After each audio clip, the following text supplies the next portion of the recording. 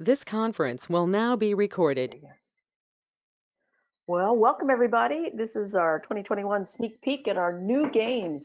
We've got the Competition Standards Committee here. I'm Chris Rader, and we have Eric Sanford and Margaret Coleman here. Yeah, there's Eric. There's Margaret with the black hat. And these are all the games that are going to be released soon. So let's just get right into it. As soon as I get the right button to come up. All right, so first off, what do we got? We have 4 exciting releases that are going to happen this year. We've got news about the skills certification ribbon. We've got a team game, we've got a pairs game, and we've got urban herding. So 4 things that we're pretty excited about. And with that, let's just jump right into talking about them. First one is the skills certification ribbon. Right now, as I'm sure everybody's aware, we have 9 skills certifications, 3 each for the send, the push, and the directional cues. And what we're going to add to that is if you complete all 9 of the certifications, you will earn the Treibball Enthusiast Skills Certification Ribbon, the TESC. And that's going to be a 7-inch rosette with 1 streamer. So it'll be really our entry level into, I guess you'd say, the competing realm. Not required to move into pre-novice or novice, but we do have people who complete all 9, and we thought that it would be nice to recognize that with a ribbon. So that's our first thing, and you're going to see that when we come out with the new set of rules with all of the new games. The skills certification will now get its own. It's going to have its own chapter, all well described. Nothing else will change. It will go through the same process of finding someone to evaluate. You don't have to submit it for the NATE judges to judge. You just find a skills certificate evaluator, and they submit the form to say that you've completed the process. And then when you've got all 9 of those, you're going to get a ribbon for that. So we think that's a nice way to recognize what's going on there. Let's just, does anybody have any questions about that as we go? Because I think this one's a pretty simple one. It's just recognition of what people have already done. I will probably be asked if the ribbons are retroactive or if it's only people earning ribbons after you announce it. Right, and we've thought that would be the case, and I am 99% sure we voted that we would certainly make it retroactive. And Eric and Margaret get to back me up that we decided that. Yeah, that is correct. Yeah, I was pretty sure, but I knew if I said it, it'd be wrong otherwise.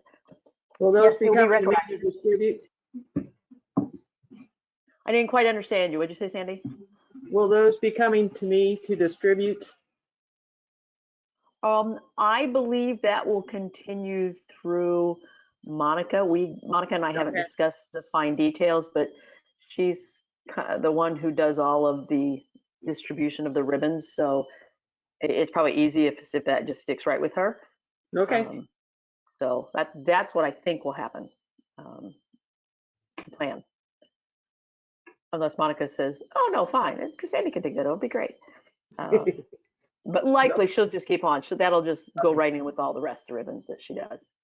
So I think that'll be fun. Anybody have any other questions? And Sandy, by the way, if she is our skills certification overseer, guru, I don't remember quite your title. You oversee all of the skills certification. Guru, that's a nice one. There we go. We'll go with that. Head of all. All right, so then our next exciting thing that's going to come out is the team.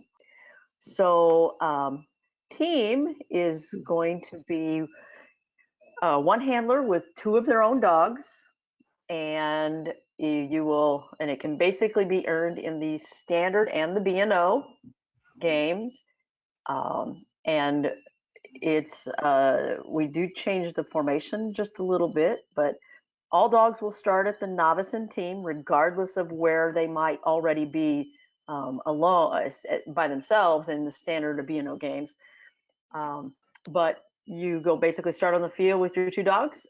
There will be two formations, and the first dog that's sent has to bring in a point ball. And then from there, you alternate which dogs you send, and whichever is the other dog, they have to remain stationary in the goal or the handler box. And after you send that first dog, you can't touch either of your dogs until the final ball is in. And when we say two formations, what we mean is we'll split them up. There'll be, for like novice, that's the top picture on the left. There'll be two balls on the left side, two balls on the right side. And what that does is that allows us to accommodate whatever sizes. So you might not have all corgis or all Aussies. You might have, you might have a Great Dane and a Chihuahua. So you really need to have two separate size balls. So this allows us to separate that out and keep straight so dogs are pushing the right size balls. And we tried to keep it the same so that it's very close to however many balls you would be pushing in novice, or I should say in standard or B&O. So we have it at novice, we have 4 balls, 2 on each side. Intermediate, I believe we have 2 sets of 3. Advanced will have 2 sets of 4, and likewise expert will have 2 sets of 4. And the distance for the point ball will be the same as whatever it is in the regular standard B&O game. So we're helping for all those handlers who have 2 dogs. This is an opportunity to demonstrate how well they can work together with 2 of their dogs at the same time. Yes, and I'm like, oh, that's going to take me a whole lot of training. Oh my. I have to bring Allie out of retirement briefly. So yeah, so we're very excited about that. We think that for those people with multiple dogs, this could be an opportunity to show a little extra skill if they want to be so bold. I think I'm going to have a long time training my one dog that they're going to wait for the other dog to go out and come back. But Oh yeah, it could be challenging. Anybody have any questions about that one? I do actually. Uh-huh. So I'm trying to, I have a couple questions that are mulling together in my brain. So the first Sure. one, how much time do they get? It's going to be similar to what they would have in the standard game, so or standard or B&O game. So whatever they would have at that level, it's going to be a similar time. So if I have a senior dog and a younger dog, don't the senior dogs get a little bit more time? Yes, yes, and so I believe the way we have it is we have it that the senior dog would their time would be the one you get. What we would do, because they also get a closer point ball. Yeah. We would, let's just say, so your younger dog would have, say, the formation on the left, and the older dog would have the formation on the right, and they'd have a little closer formation. Just, I think it's 5 yards or 5 feet at novice or whatever it is. So you would get that. Your veteran dog would still get that benefit. Cool. So is there 2 timers going, one for one side, one for the other side? I kind of thought it was a combined clock. It's a combined event. So yes, one time. for whichever dog gets the greatest amount of time. Like if I did it. So it would be, if you did it with both your dogs, each one of your dogs would, right, so let's just say it's a novice level. Each of your dogs would bring in 2 balls. So the clock would start whenever the first dog went out and the clock stops when the second dog gets the last ball in, and they're both there in the goal handler area in the down position. So Right, it's but one the maximum time. time would be based on Allie's veteran status as opposed to Right. my Your young dog. veteran would trump that. Their time would win, or their time would be the one we took. Okay. How about anybody else? Any questions? We played this one night in class. It's really pretty fun. So I'm looking forward to, when it becomes a real thing. Yeah, and that, and actually the next one, which Yeah. we're going to bring up. Oh, I'm sorry. That's the next one we played. That's all right. Yeah, the next constant. one that we're talking about. Yeah, I know the words are so is pairs. So this is going to be where we have two handlers, each with their own dog, and it's can be earned again in standard and B&O. Again, all dogs start at the novice level in team, no matter where they are in alone in standard in the B&O. And to play in the pairs, the dogs need to play at the same level. We can't have one of the pair playing at novice and one playing at the advanced level. So both dogs will have to play at the same level. And we also set it up so that should we be at a trial and somebody wants to enter pairs, but they don't have somebody picked out to compete with, we can use a stand-in so that they can still compete with that dog and get their pairs title. Again, there'll be two formations on the field. First dog sent has to bring in a point ball, and then you alternate dogs on the sends. The other dog must remain stationary in the goal or handler box. But in this one, the handler may, and we might even suggest should, restrain the dog that is not playing, because now we have, two different dogs, two different handlers, and we really want to play toward the safety side. So if the one dog does not have that ability to wait, then definitely this is a time where the handler may touch their dog to restrain them from running out. So same sort of idea, except that now we put two handlers, two dogs that may or may not know each other, and again competing in a trial. We'd of course would be competing for time, but also competing to get pairs titles. So, but same setup as far as how we set up the field. And this is the one I think we played in class. And for one, it went much better than our first anticipation. We didn't know how that would go. And two, I think we had a lot more fun with it. We were all initially worried, what could happen. And in the end, we had a lot of fun. So definitely, I think this is going to be a fun game, especially at the live events to play. So anybody have any questions about this one? I do. Okay. Are you playing on the same field, or you have two different fields going? And then, how is it set up exactly? So if this would be on the same field, we actually have, the goal and the handler area are identical to what we have in the standard and the novice game. But what we have we have two ball formations, basically one centered off of each of the goal sides. So, we have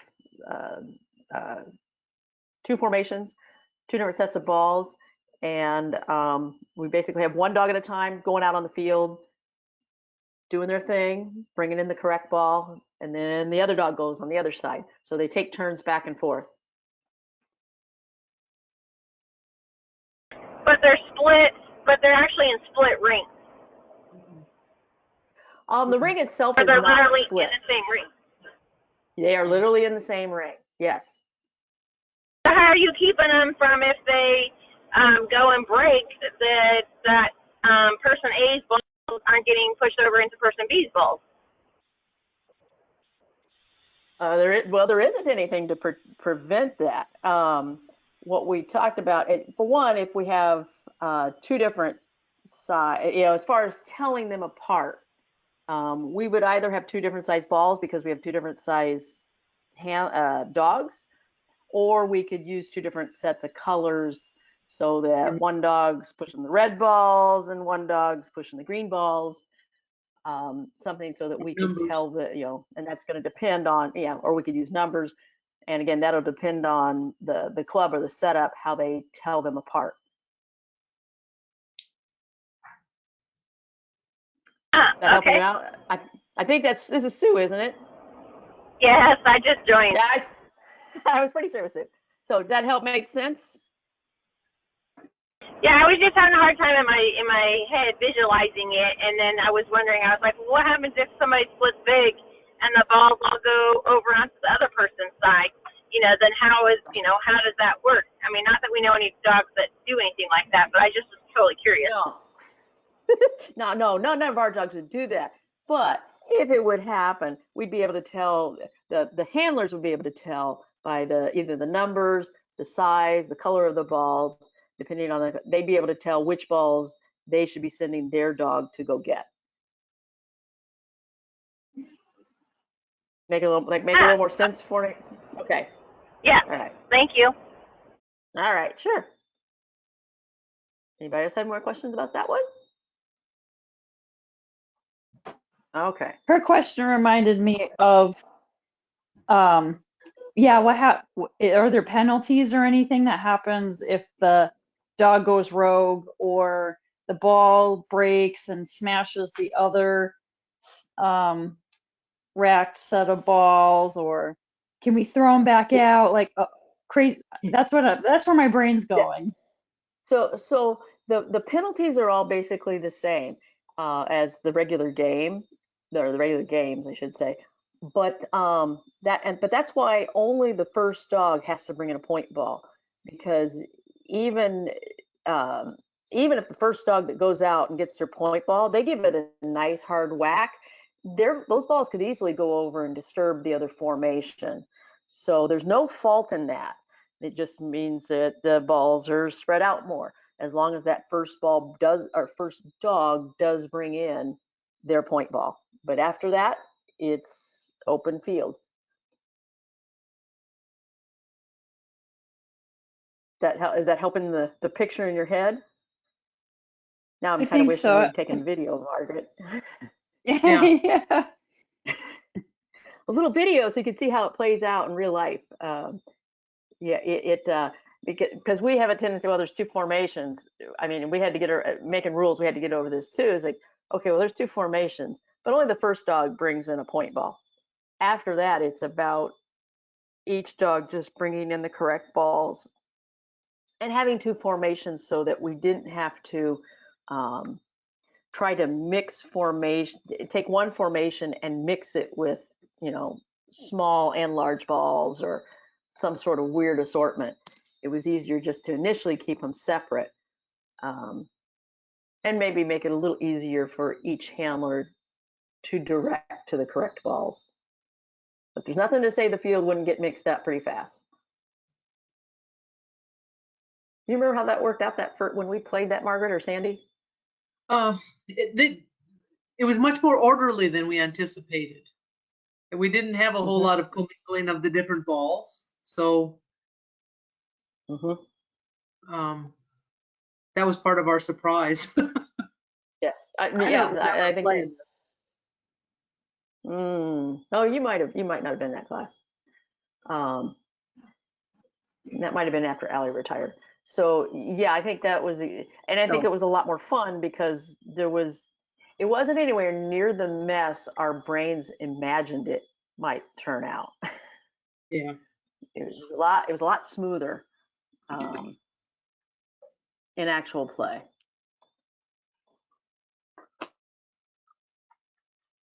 Okay. Well, I think that's what we're having a hard. Well, I think that's what we're having a hard time like envisioning it. I think in our minds we're seeing all of this mayhem, so I think that's why we're having so many questions with it. Yeah. Yep. And that's what, when we played it, we expected that, and it's like, oh, that really doesn't happen. It could, but it hasn't. Right. Yes, it could happen, especially if you had a dog go out and just really decimate the field, Right. which does happen sometimes. But Well, I mean, well, certainly at not everyone knows Dino played that night, and he's a big pusher.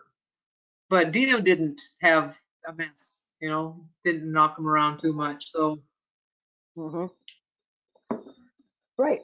Um, dogs that you think of as the really wild and crazy pushers got out there and played, and we were expecting the worst. And reality is, it didn't mix up near as much as what our minds thought it would do. It didn't happen. yeah. And of course, by the time you get to the higher levels, the dogs have settled down. We don't have so much of the I'm sending them out, but I don't know where they're going to go. It's much more. You have a lot more control by then too. Yeah. So, it plays much better than you think it might. Okay. If we're good with these, now we're going to blow up your brains. So is everybody ready? All right. Our newest game, the one that's going to be very different, totally different. Urban herding. As we were sitting talking about things, we really wanted a game that took on some different aspects, but still involved sending your dog out, bringing balls in, but had some different aspects. So we have come up with a totally new game. And we're going to start right off with, what are some of the new and different things? First off, there's no point ball. The game does not start with a group of balls in the triangle or diamond formation. Instead, the balls at the starting point, they are going to be behind some fences or in pens to start the game. And dogs will bring the balls to the goal or put them in pens on the field, instead of, oh, we have this formation on the field and they just have to drive them all into the goal. So from that standpoint, from the get-go, it's going to look very different when you walk out on the field. The game is going to involve pushing and driving. And those are just terms we put to the idea of there are going to be opportunities for the dog to bring the ball toward the handler. And this is where it gets really interesting. We're going to have opportunities for the dog to drive the ball away from the handler. So in that standpoint, that's a great big change, but it's still pushing that ball around. And then the last thing where we wanted to really change it up is the scoring. The game's going to be basically a pass-fail. There are not going to be any time faults. The game will just be decided on between all of those who had clean runs. They will get a cue, but also the winners then just be basically by time. Fastest time wins.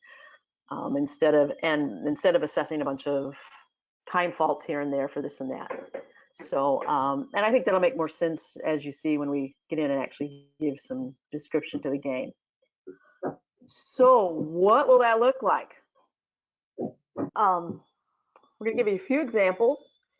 The novice urban herding, I can say that, is going to start with 1 pen on the field and 3 fences. And the balls, I've got to move this over. You guys just had to move. There will be 2 balls that are out behind fences, and 1 ball starts in a pen. And the pen's actually quite close to your handler area.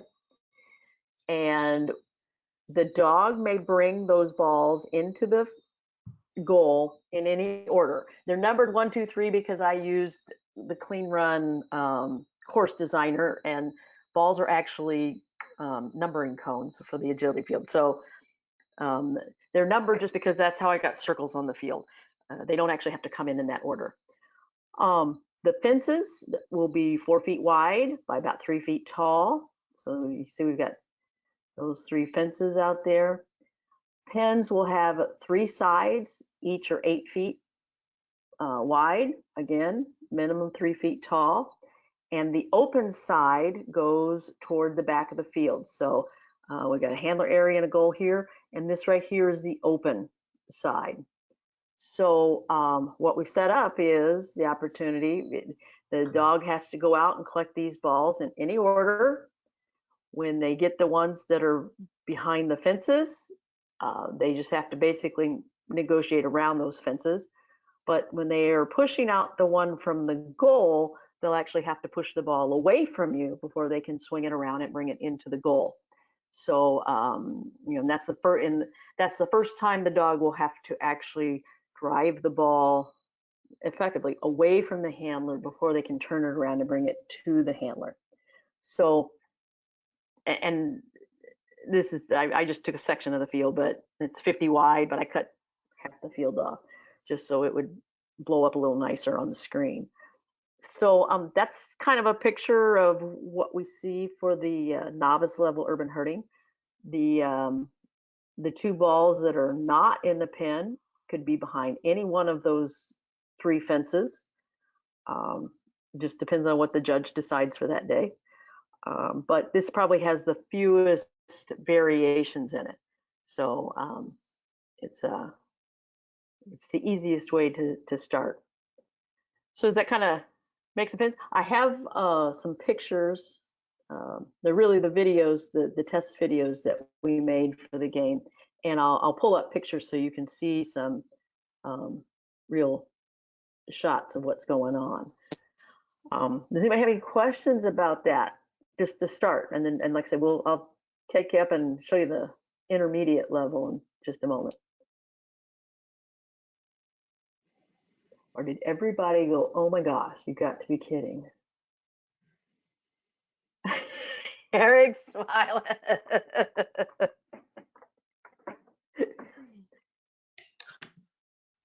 I know it's possible.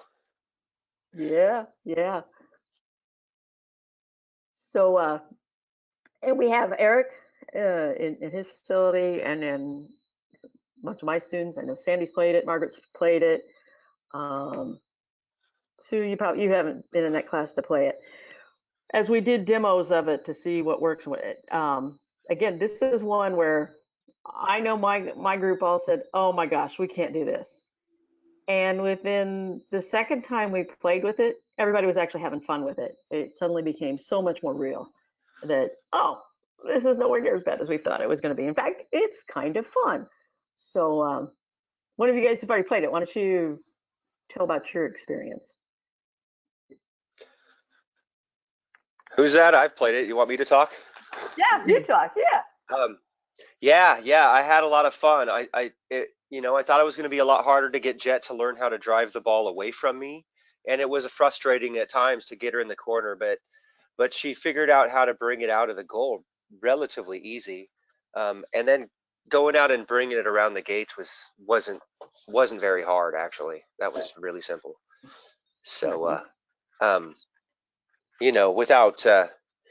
without getting ahead of ourselves, getting it out of a pen from further away than that is not so easy. Harder. That's the higher levels. Margaret, Sandy, what'd you guys think? Well, it's sort of like to follow on to what Eric said. The first time we did it, the dog was like, "What? What do you want me to do?" Because they hadn't ever had to go look for a ball that was sort of like hidden.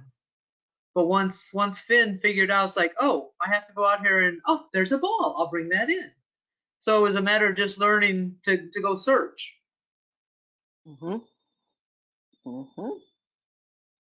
My experience with Allie is she's kind of shy, but her biggest challenge was actually the feet on the fences, trying to get the ball caught up sometimes because she's an extra small. And so, I don't know what ultimately you came up with for fence designs to help with that. We did come up with a bottom that doesn't have feet that extend on the side where the ball is sitting. It's all weighted on the other side, so I help little Allie. Yes, and then I go and retire her. Exactly. It was exactly why we did it, all for all the little dogs, so that they wouldn't have feet as an extra barrier to them getting the balls to move out of behind the fences. So, what do you guys? Some of you guys who have not played and are hearing this for the first time, what do you think? I know, Sue, you can't see it. You're. I think it's going to be fun. It's going to be interesting to try. That's Good that's attitude. exactly that's exactly that's how basically everybody went into it. It's like, well, I'll at least try it. And next thing you know, it's like, well, are we gonna play it some more? I feel like So if I can do this, I have no excuse not to put my dogs on ducks. So true.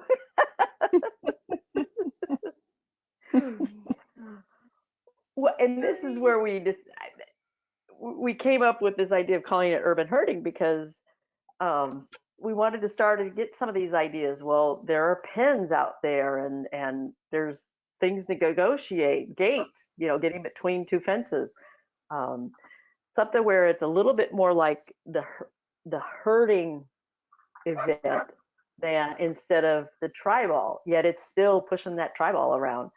So it almost does. It puts you, well, if you're doing this, you might want to think about getting out on those real critters. So if everybody's, pardon? Yeah. So the next one. Oh, so let me give you a little. I will go back to this. We have two videos, and one of the things we've learned is the videos don't play in this on this platform very well. They come across. So what we're going to do is, I will go back to this in a minute, and I will pull up at least some shots from these videos. And if you want to come back to this later, because we always post these the recordings of these events, you can go back later and watch videos. Eric has a lovely demo video that he did, and he has a great viewpoint looking down on his field, so you can see exactly what it looks like. And in the class demo where my students were playing with the game, the viewpoint is more down it's down with their level, so you get to see a number of different dogs playing down at their level, what we the people on the floor see. So you can get a much better idea of what these games look like. The one thing I will say though is these were where we were playing with demos, where we were trying to figure out, what did we want to put in the rules, what did we want to change. So while it gives a good idea of the game, don't try to say, oh, well, this is exactly how it would be, because there were things that we did change as we played those games. So you can't assume that they follow the rules precisely when they come out. But a great place to go back to, and I'll pull some images up in a minute. All right, so intermediate. This would be the next level. This is the full field, and you can see that we have 3 pins out on the field. And I wouldn't swear to these distances. This is one of the first that we drew. But we have 3 pins out on the field. We have 3 fences out on the field, and we actually start with 2 balls. One of the balls has to start in the further out, excuse me, little video. Let's come back here. There we go.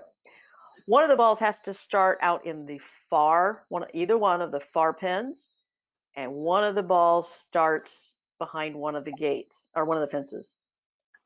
And so the dog has to retrieve the 2 balls and bring them into the goal.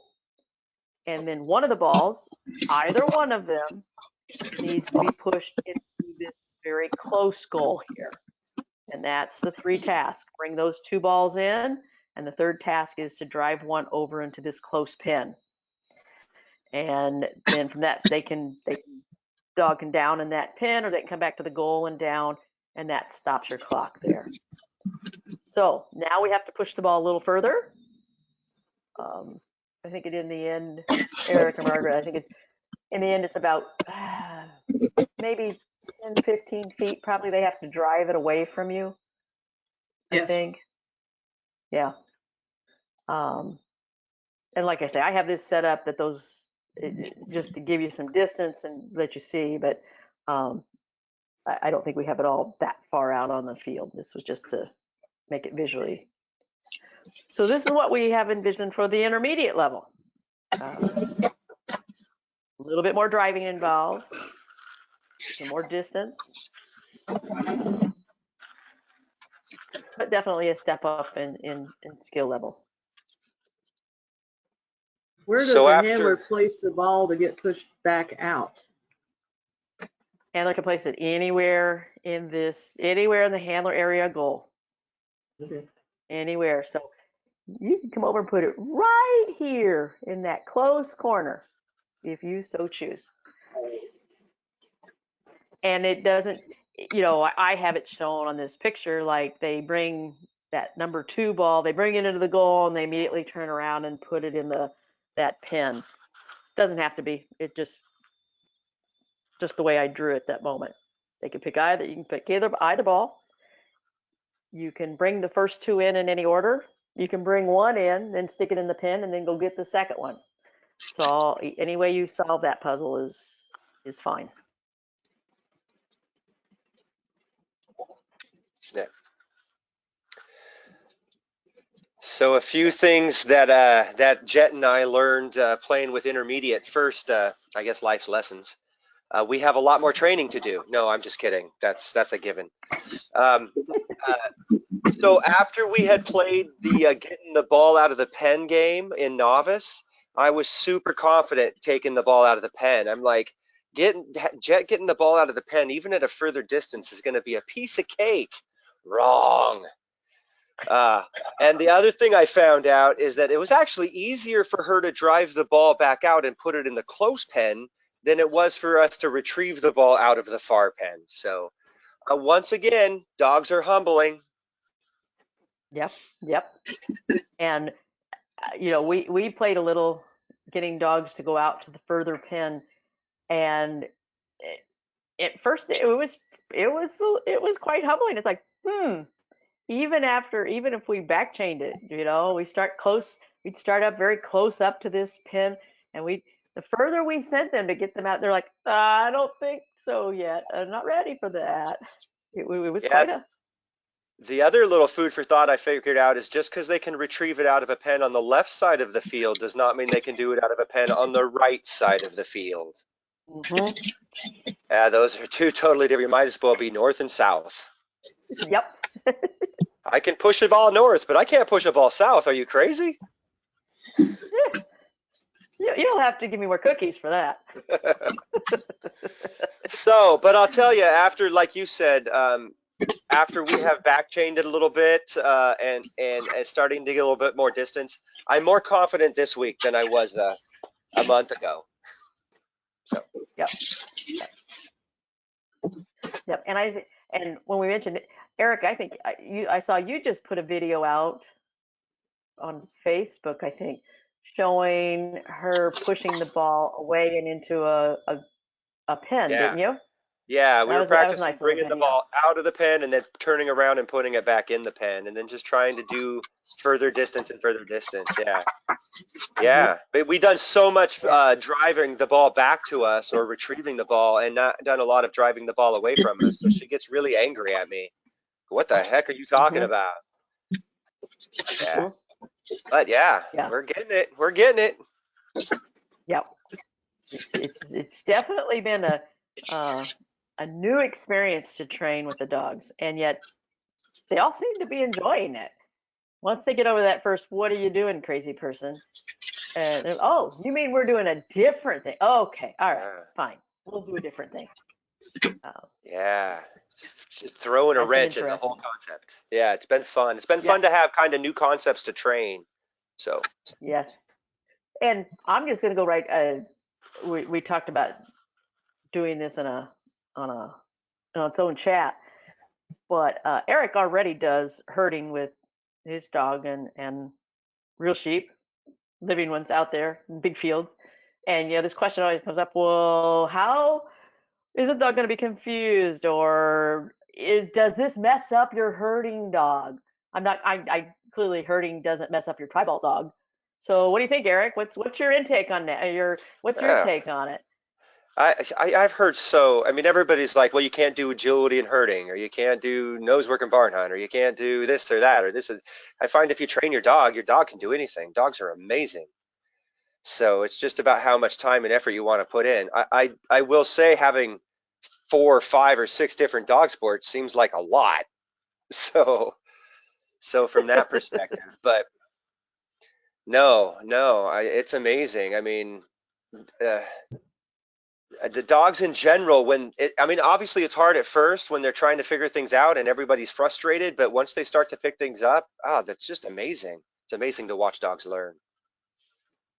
Right. Yeah. So it's just spending a little time and giving them the chance to learn the new thing. Yeah, so I do agility and do sheep herding, and and you hear a lot of people say you can't do both of those. The reason that is because agility, it's all about applying pressure on your dog's line, and sheep herding is all about releasing pressure on your dog's line. But that has nothing to do with my dog. That has everything to do with me, right? So if I can't figure it out, of course my dog can't figure it out. But again, it has nothing to do with messing up the dog, right? It's whether I Right. can deal with my frustration at still stepping forward and applying pressure and having, my instructor say, you should be backing up and releasing the sheep. I don't know what I'm doing, right? But that's on me again. Right. So what about from the standpoint of cues? Because now we look at this urban herding where we are in effect penning balls and collecting those stray sheep balls. Do you find any different? Are you using the same cues? Are you using different cues? What Well, how do all the cues pan out? this game is really kind of pushing the limits of sheep herding, because there's really a lot of similarities between urban herding and sheep herding, right? And now that you're talking about driving the sheep away, because now obviously I have border collies, I do a lot of sheep herding, and it's really easy to teach the dog to go out and bring the sheep back. It's really hard to teach the dog to drive the sheep down the field. It's very counterintuitive, which is exactly what we're doing in this game right here. So now that we're starting to talk about driving the balls away and bringing the balls back, I do see myself incorporating come bys and away, away, being counterclockwise, come by being clockwise, starting to see myself actively what direction I have to send the dog out. Yeah. So now there's a lot of similarities. Before, it was more about lining up on the ball and being able to not push. So, because my dog just always wanted to push the ball. Why wouldn't I push the ball, right? So it was more about teaching the dog to line up, teach impulse control on not pushing the ball, so that I could get them to switch if I needed to in balls in order or things like that. But now the concept of driving the ball away, which is kind of a whole new thing, is yeah, it's definitely pushing the boundaries and pushing us more towards sheep herding. So literally So, urban herding. yeah. So from that standpoint, okay, so we say border collies are gatherers. They like to go out and gather those sheep up and bring them in, versus say the Shelties are often called drovers. They are often used to push the Yeah, animals away. yeah, like the So shepherds, from Australians. yeah, so it might be very much that some of the other breeds might find it suddenly, oh, this makes more sense to me to drive this ball away. Maybe Yeah, that's a perhaps the good point. Shelties and Aussies, maybe cattle dogs, they might find this a little more, and and the other breeds may go, you know what, we really don't care, push or pull, we don't care, Yeah. we don't have that hang up. So it's going to be interesting to see as we go if some dogs find this easier or not maybe. So now that we've thrown another level out there for you to think about, what do some of you folks think about this whole new world of urban herding? I see some opportunities for some new skill challenges. Yeah, whole new set of yeah. Drive that ball instead of push that ball. And retrieving bet. from behind fences. Yes, lots of things for people to practice on. Whoops, thank you. And this is Yeah, one, yeah, retrieving or hiding behind bushes. You bet. yeah, that thing out there behind the fence, the hardest part with that is if you have a really good lineup now because of that point ball, now the dog lines up and wants to push that ball straight back to you and it can't. So yeah, Yeah, there's a little twist. There's a yeah. little twist there. Let's see. I said I'd pull these up. Yeah, let's see. So this is there we go. Good. The screen's coming up. This is Eric's Hey, look, there I am. setup. And there he is with his dog. And you can see his setup. So this is pretty close to the distances and arrangement that we've talked about for a novice setting. And he's got one ball in a pen, two balls behind fences, and it gives you a little better idea, you know, that is this sort of roughly a 50-footer? I didn't ask that. Yeah, yeah, it's 60, but you know, who's Okay. counting? All right. No, not me. So there you go. So that gives you a picture of what kind of distances and setup might be. If I can advance it to where, you know, you can see where, you know, that's kind of your standard. That's probably 20 feet out.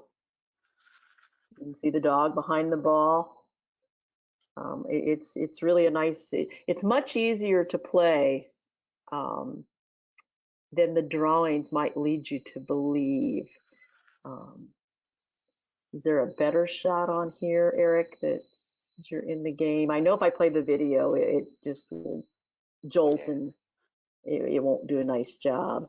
If we skip all the way down to, I can try. You can see he's here. Once it advances, he sent his dog in to the pen, and the dog's got behind the ball, and I will try to play it, but and at first she says, I don't know what you want, and then she comes out and it's really not so far to bring that doll out and get it over to him. So like I say, I don't know how that played for you guys, but Yeah, because when she's standing in the pen and I can lead her back behind the ball, you are right. In novice, she's only a few feet from me. So if I can get her back yeah, behind that ball and then ask for the push, yeah, it really right, only takes one or two nose touches to bring it around the fencing. So right, yeah. right. Yeah, it plays much nicer.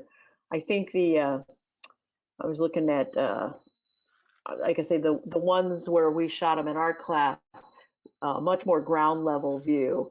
And so you can see Finn. Yeah, you can see Finn. He had to go and find the ball, and he was actually quite the little camper. And you can see there, we've. I'm gonna back that up just a little. You can see we made our Margaret did these. She did a really nice job making some fences, and there's no feet out here, so that it doesn't trip up the little dogs as far as the feet getting in the way. So just a little close up of a nice way to do the fence. Let's see. Don't know if there's much else that would help you guys. Does that help anybody give any questions or give you a better perspective of what we're talking about with this game? Need you to want to ask any questions. Oh, hi. I know Amanda said she had to get going. All right, so, and a reminder, don't forget to vote in the picture contest. Just gonna throw that out there.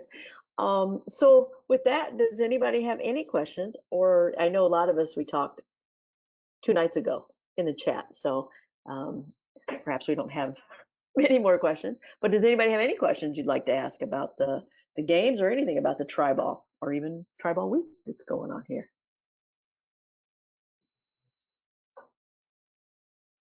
All right, a quiet crew. Go back to the very first game. Go back to the very first game? Is that what you said? Yeah, Yeah, I missed the first 10 minutes, and so I was curious on what the first game was. And the first one is the skill certification will now, if you do all 9 of the certifications, you will get a Treibball enthusiast skill certification ribbon. So that's what the first one was. And then we have team, and then we have pairs. And I think you came in with the were you here for both the team and the pairs? No, I got pairs. I didn't do team. I didn't see that. Okay, so team is 1 handler, 2 dogs. So, and they are 2 of your own dogs. For both team and pairs, we one of the conversations we had was, do we can somebody go out with other people's dogs, or even in pairs, can 2 people go out with 2 dogs? But the reality is only 1 person directs all the dogs, and we decided no, it really needed to be each person directed their own dog. So team is an opportunity to show that you can work with 2 of your dogs at the same time on the field, with 1 dog staying in a nice down or stationary position while the other dog went out and brought in a ball. So that's kind of the focus on that one. But the numbers of the balls doesn't matter, like on it. It's just literally the first dog has to do the point ball, and which one is the point ball? I mean, like in the one that has the 2 balls. So it's the further ball. So for the top drawing where there's 2 balls on each side, the point ball is the one that's further back. And so, whichever dog goes out first, they have to bring the further back ball in first. And like I say, the numbers are purely the fact that they don't actually reflect much, other than one of those point balls has to be the first one in.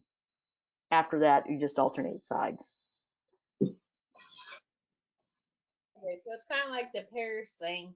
It's so, I mean, yes. Dog 1 would do like 1 and 3, and then, I mean, but still take the point ball, and then dog 2 would do 2 and 4, kind yes. of a thing.